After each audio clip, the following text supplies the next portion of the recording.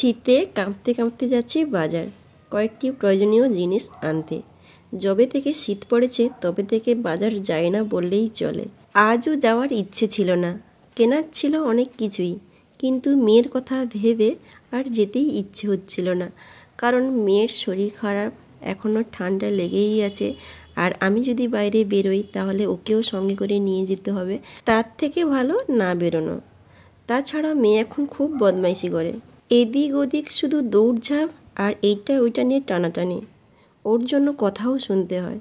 তাছাড়া এখন কি বায়না ধরেছে, যেটাই দরকার বা যেটাই চাইবে সেটাই দিতে হবে।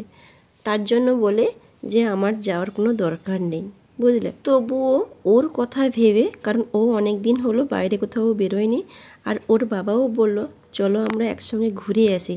কবে থেকে তো সেরকম ঘোরাও হয়নি। এই দিকে জিনিসপত্রও কেনা হবে আর টুকটাক ঘোরাও হবে। তো যাই হোক, শপিং মলে তো গেলাম, কিন্তু যে জন্য গিয়েছিলাম সেই সব কিছুই পেলাম নি। আমরা মেনলি গিয়েছিলাম শীতের পোশাক আশাক কিনতে, মেয়ের আর শুভঙ্করের। কিন্তু মলে গিয়ে দেখলাম 5 থেকে 6 বছরের কোনো ড্রেসই পাচ্ছিলাম না। বিশেষ করে ওই শীতের সোয়েটারগুলো, জ্যাকেটগুলো আর ওই ফুল প্যান্ট।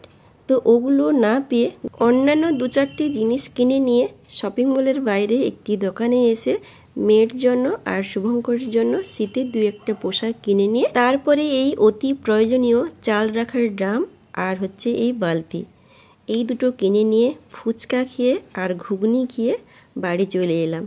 গিয়েছিলাম 7টার সময় আর বাড়ি ফিরলাম 10টায়। তার মানে ভাবো কত রাত করে বাড়ি এসেছি। চলো টাটা।